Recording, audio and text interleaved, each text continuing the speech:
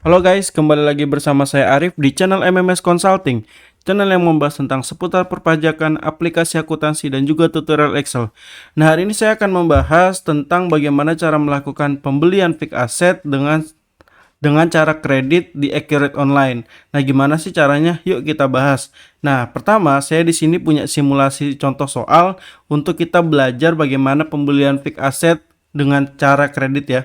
Oke, kita baca dulu soalnya. Pertama, pada tanggal 23 Juli 2023, PT Unggul Usaha Sejahtera membeli kendaraan secara kredit Toyota Avanza seharga 120 juta. Pembayaran dilakukan sebanyak 12 kali dan dibayarkan setiap tanggal 23 bulan bersangkutan. Saudara diminta mencatat atas transaksi tersebut. Oke, berarti kita membeli kendaraan Toyota Avanza seharga 120 juta. Nah, itu yang harus kita ingat-ingat dulu ya. Oke, langsung saja kita masuk ke Accurate Online-nya. Pertama, teman-teman di sini membutuhkan 3 akun. Yang pertama itu adalah akun aset tetap, yang kedua itu adalah akumulasi penyusutan, yang ketiga itu adalah beban penyusutan kendaraan itu sendiri. Nah, selanjutnya teman-teman harus masuk ke akun persediaan terlebih dahulu. Teman-teman membuat barang dan jasa. Nah, di sini buat nama barangnya itu adalah aset tetap ya. Aset tetap. Nah, di sini pilih kata jenis barangnya itu adalah non persediaan ya, teman-teman. Di sini teman-teman langsung save saja. Nah, setelah teman-teman membuat akun perkiraan barang dan jasa aset tetap di sini yang tadi sudah kita buat, maka teman-teman harus masuk ke setting dulu, ke pengaturan, masuk ke preferensi. Nah, selanjutnya teman-teman masuk ke pembelian. Nah, di sini yang paling penting adalah akun barang yang tadi sudah kita buat, kita setting di sini ya teman-teman. Di preferensi masuk ke modul pembelian. Ini kita klik dan kita pilih aset tetap. Nah, ini yang tadi kita buat ya teman-teman. Lalu kita klik simpan. Oke, nah di sini kita langsung saja masuk ke modul pembelian. Pertama teman-teman masuk ke pesanan pembelian ya. Pesanan pembelian kita anggap saja kita beli dari pemasok 1. Nah, tanggalnya itu kita bikin tanggal 23 ya, tanggal 23 Juli. Oke, di sini kita langsung saja klik pembelian aset. Nah, di sini kita ketikkan pembelian Toyota Avanza sebesar kuantitasnya 1, harganya 120 juta. Oke, di sini kita simpan dan lanjut. Nah, di sini harus diisi, kita tulis Bekasi ya. Ini kita simpan. Oke. Nah, selanjutnya kita buat penerimaannya ya. Jadi kita simulasikan barang diterima itu juga tanggal 23.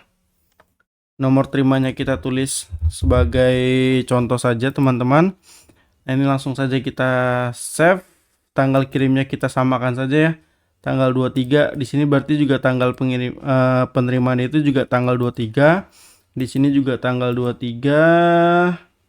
Dan selanjutnya kita save.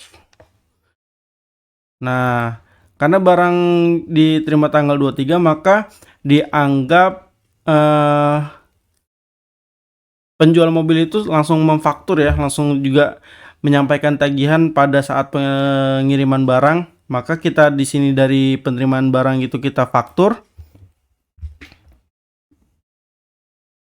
Kita faktur. Nah, ini sudah nomor faktur kita isi sebagai simulasi saja. Ini langsung saja kita save. Oke. Nah, itu sudah melakukan pembelian ya. Nah, sekarang setelah kita selesai di modul pembelian, dari pesanan pembelian, penerimaan barang, dan faktur pembelian, maka sekarang kita masuk ke modul aset tetap. Nah, di aset tetap ini kita pilih aset tetap. Nah, di sini langsung default ya teman-teman, karena tadi kita ketika melakukan pesanan pembelian dan di sini kita klik pembelian fixed asset ataupun pembelian aset, maka di sini ketika teman-teman masuk ke modul aset tetap, dia sudah terdraft ya, menjadi draft. Nah, di sini teman-teman tinggal men-setting fixed asetnya saja ya, teman-teman. Coba kita setting, kita klik, kita buka aset yang tadi sudah kita beli.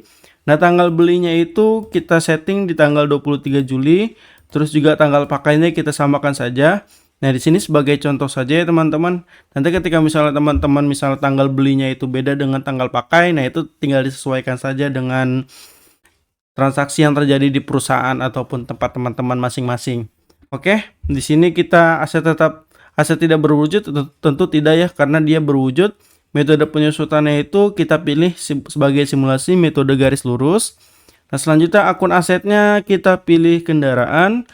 Akun akumulasi penyusutannya kita pilih akumulasi penyusutan kendaraan. Akun beban penyusutannya kita pilih beban penyusutan kendaraan. Oke, dari sini nah umur asetnya itu kita samakan saja dengan pajak ya. Biasanya pajak kalau kendaraan itu dia 8 tahun. Oke, di sini sudah selesai. Nah, kita lihat kategori asetnya. Kategori asetnya itu bisa teman-teman nanti bisa tambahkan sendiri ya di kategori aset di sini. Nanti tinggal teman-teman bisa buat sendiri aja. Ini kebetulan saya sudah buat kategorinya itu kendaraan. Nah, oke, di sini kita pilih kategori kendaraan dan apakah ini juga disusutkan secara pajak? Tentunya kendaraan ya.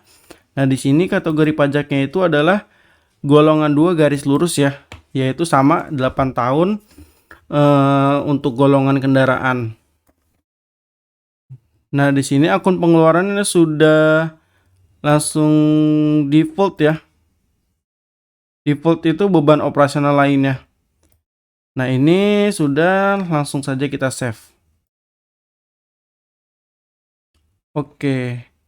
Nah, ini ya teman-teman buat cara pembelian fixed asset dengan kredit. Nah, oke teman-teman, jadi tadi kita sudah melakukan pembelian fixed asset. Nah, sekarang kita kalau kembali ke soal itu akan ada pembayaran yang dilakukan sebanyak 12 kali. Nah, di sini saya akan menggunakan fitur transaksi berulang ya teman-teman, supaya kita tidak lupa bahwa setiap tanggal 23 bulan yang bersangkutan itu kita akan membayar cicilan Toyota Avanza sebesar 10 juta. Gitu ya teman-teman. Nah, gimana caranya? Nah, oke, kembali lagi ke Accurate Online-nya. Nah, di sini teman-teman masuk ke bagian buku besar, lalu klik jurnal umum. Nah, di sini teman-teman membuat satu transaksi terlebih dahulu untuk dibuatkan transaksi berulang. Di sini kita pilih utang usaha sebesar 10 juta. Nah, ini pemasoknya kita pilih pemasok 1 ya, karena tadi kita membeli kendaraan Toyota Avanza-nya itu di pemasok 1, kita klik lanjut. Selanjutnya untuk kreditnya itu akunnya adalah banknya. Nah, nanti misalnya teman-teman di sini ada Bank BCA ataupun Bank Mandiri, itu tinggal disesuaikan saja ya. Di sini hanya contoh saja. Kita klik lanjut dan di sini kita kasih keterangan pembayaran ke 1 Toyota Avanza. Oke. Di sini sudah selesai. Kita klik simpan. Oke, nah ini sudah jadi ya yang tadi kita buat. Nah, di sini karena kita sudah membuat satu contoh transaksi, kita tinggal membuat transaksi berulang saja. Ini namanya kita beri nama cicilan pembayaran cicilan Avanza.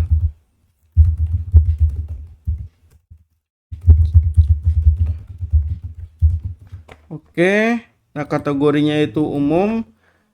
Ini kita periodenya itu bulanan. Nah, kita pilih 12 kali ya teman-teman. Kita klik lanjut. Dan transaksi berulang pembayaran cicilan Avanza berhasil disimpan. Nah, dimana ngelihat cicilan transaksi berulang itu yang sudah kita buat tadi, teman-teman masuk ke perusahaan dan masuk ke transaksi berulang. Nah, di sini sudah muncul ya teman-teman untuk transaksi berulangnya sebanyak 12 kali, masing-masingnya itu adalah 10 juta. Nah, gimana untuk misalnya di bulan September cicilan kedua untuk menjalankan transaksi berulang tersebut, teman-teman tinggal klik saja yang di angka 2 yang artinya cicilan kedua, lalu klik jalankan ya. Jalankan. Nah, di sini teman-teman tinggal ganti saja pembayaran kedua dan klik simpan. Oke. Nah, dengan begitu sudah terbuat pembayaran cicilan kedua, sehingga teman-teman tidak perlu repot-repot lagi ya untuk mengingat kira-kira setiap bulan kita harus membuat jurnal umum itu apa aja gitu, ataupun pembayaran cicilannya itu apa aja. Nah, ini sangat efektif di fitur Accurate Online ini untuk dipakai dengan hal-hal tersebut. Oke, mungkin itu saja dari saya teman-teman. Kira-kira teman-teman yang ingin mengadakan pelatihan Accurate Online bisa hubungi MMS Tax Consulting. Nomornya bisa dicek di profil kami. Kurang lebihnya mohon maaf. Jangan lupa like dan subscribe supaya saya tetap semangat membuat konten. Wassalamualaikum warahmatullahi wabarakatuh.